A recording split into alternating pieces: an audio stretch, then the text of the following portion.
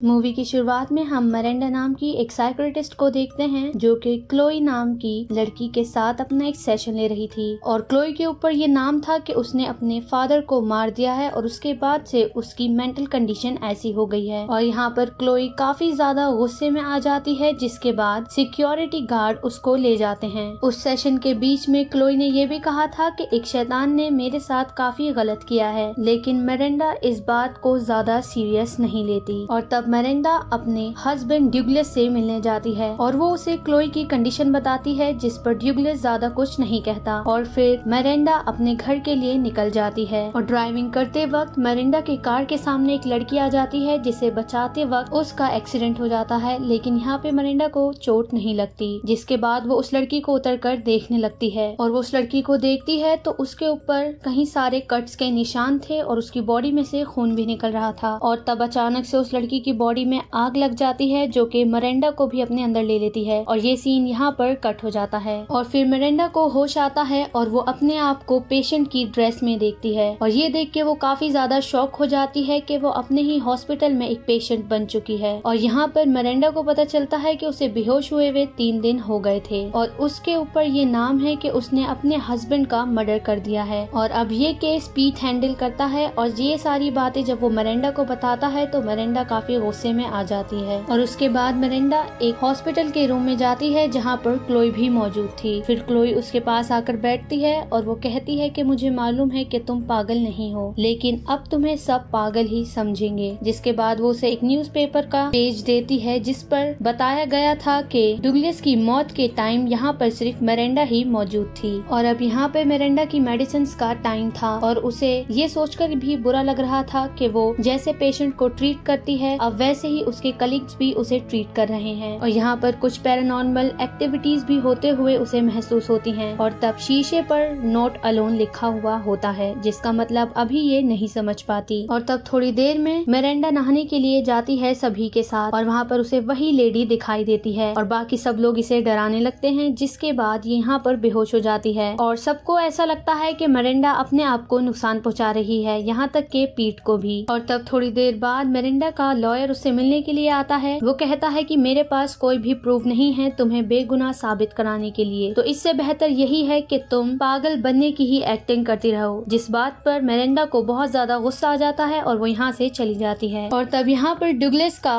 एक दोस्त Bob Miranda से कुछ पूछताछ करने के लिए आया था और बॉब मिरांडा पे काफी ज्यादा गुस्सा कर रहा था क्योंकि बॉब डुगलस का काफी अच्छा दोस्त था और वो अपने दोस्त की मौत के बाद काफी ज्यादा डिस्टर्ब था। वो उसे ये भी बताता है कि डुगलस की मौत कैसे हुई थी। उसकी बॉडी के छोटे छोटे टुकड़े कर दिए गए थे और उसकी कुछ फोटोज भी वो मिरांडा को दिखाता है और उस जगह नॉट अलोन भी लिखा हुआ था। ये देखकर मिरांडा अपनी पट्टी हटाने लगती है हाथ पर जो लगी थी और उसे दिखाती है कि उसके हाथ पर भी नॉट अलोन लिखा है। और उस रात जब मिरांडा सो रही होती है तो उसे विजन आता है कि उसके पति को उसी ने मारा है, लेकिन वो उसने अपने होश में नहीं बल्कि एक आत्मा के पोजेशन में आके ये सब किया था। और जो ब्रिज पे वो औरत थी वो कोई औरत नहीं बल्कि एक स्पिरिट थी, लेकिन ये आत्मा किसकी है ये तो हमें आगे पता चलेगा। और उसके बाद मिरांडा पीट से कहती है कि मुझे फिल से मिलना है और पीट उसे फिल के पास ले आता है। फिल यहाँ पर मिरांडा का हॉस्पिटल में सुपीरियर था और ये लोग एक दूसरे को जानते भी थे। और तब मिरांडा को वहाँ पर एक फोटो दिखती है और उससे पूछती है ये कौन है, तो फिल इस पर जवाब देता है ये मेरी बेटी है। जिस पर मिरांडा कहती है ये मुझे उस रात वहाँ पर दिखी थी, लेकिन फिल कहता है इसकी 4 साल पहले मौत हो गई है और इसकी बेटी का नाम रेचल था। ये सुन के मिरांडा काफी शॉक हो जाती है। और अब रात में मिरांडा का शेल अपने आप खुल जाता है जो कि शायद रेचल की आत्मा ने खोला था। इसके बाद मिरांडा यहाँ से निकल जाती है और अपने कैबिन में जाके लैपटॉप खोलती है जिसमें वो रेचल के बारे में सर्च करती है और उसे पता चलता है कि उसकी 4 साल पहले मौत हो गई है, लेकिन कैमरा में उसे रेचल की स्पिरिट दिखाई दे रही थी। और वो उसी जगह जाती है जहाँ पर उसे रेचल की स्पिरिट दिखती है, लेकिन वहाँ पर अब उसकी स्पिरिट मौजूद नहीं थी बल्कि कोई क्लोई के साथ सेक्सुअल असॉल्ट कर रहा था और उसकी बैग पर एक बर्निंग लेडी का साइन था। ये देखकर अब मिरांडा काफी डर जाती है और उसके बाद उसे वापस शेल में डाल दिया जाता है। और अगले दिन मिरांडा क्लोई से बात करती है और उससे पूछती भी है कि वो कौन था, लेकिन उस पर क्लोई कहती है कि उसने कहा है कि उसका अगला शिकार अब तुम हो। और उस रात रेचल की स्पिरिट मिरांडा पर हमला करने लगती है और ये सब देखकर सिक्योरिटी गार्ड वहाँ पर आ जाते हैं और उन्हें ऐसा लगता है कि शायद शायद मिरांडा अपने आप को ही हर्ट कर रही है। लेकिन यहाँ पे मिरांडा सिर्फ एक्टिंग कर रही थी बेहोश होने की और मौके का फायदा उठाकर वो यहाँ से भाग जाती है। और यहाँ पर ये सिक्योरिटी गार्ड राइम के पास जाती है जो कि इसका काफी अच्छा दोस्त भी था और वो उसे कार की चाबी दे देता है, जिसके बाद मिरांडा अपने घर चली जाती है। और यहाँ पर इसे रेचल की आत्मा कुछ सिग्नल दे रही होती है जिसको मिरांडा अब समझने लगती है। और यहाँ पे रेचल की स्पिरिट उसे ये भी दिखाती है कि उसने कैसे अपने हस्बैंड का मर्डर किया था। जिसके बाद रेचल की स्पिरिट उसे फोटो में दिख रहे घर की तरफ जाने के लिए कहती है और वो उसके अंदर चली जाती है। और ये जगह डुगलस का फार्म हाउस था और वो उसके बैकयार्ड में जाती है और यहाँ पर उसे एक सीक्रेट ग्रुप कैबिनेट दिखता है और यहाँ पे कई सारे सामान भी रखे हुए थे और वहाँ पे एक कैमरा भी मौजूद था और उस कैमरा के अंदर डुगलस ने काफी सारी लड़कियों के साथ सेक्सुअली असॉल्ट किया था और उनमें से एक रेचल भी थी। लेकिन तब इतने में यहाँ पर पुलिस आ जाती है और वो इसे यहाँ से ले जाती है और तब उन्हें यहाँ पर एक और लड़की दिखती है जो कि शायद डुगलस का अगला शिकार थी। और हॉस्पिटल जाने के बाद उससे फिल मिलने आता है और वो ये कहता है कि उसे बिल्कुल यकीन नहीं था कि डुगलस ऐसे कर सकता है और रेचल को भी डुगलस नहीं मारा है। जिसके बाद उसके फादर कहते हैं कि मुझे रेचल कई दफा सपने में दिखती थी जो कि जल रही है। और जब मिरांडा को पहली बार रेचल की स्पिरिट दिखी थी तो उसे भी वो जलती हुई ही दिखाई दी थी। और फिर मिरांडा को बाद में समझ आता है शायद इस काम में डुगलस अकेला नहीं था बल्कि कोई और भी उसके साथ है और इसी चीज के सिग्नल रेचल हमें दे रही है। और तब मिरांडा यहाँ पर राइम को बुलाती है उसकी हेल्प लेने के लिए और जब मिरांडा उससे बात करने लगती है तो राइम के फेस के एक्सप्रेशन चेंज होने लगते हैं और फिर हमें पता चलता है कि वो जो दूसरा आदमी था वो कोई और नहीं बल्कि राइम ही था। इसलिए वो क्लोई के बारे में भी सुनकर ज्यादा शॉक नहीं हुआ था। और ये बात बताने के लिए मिरांडा बाहर भागती है और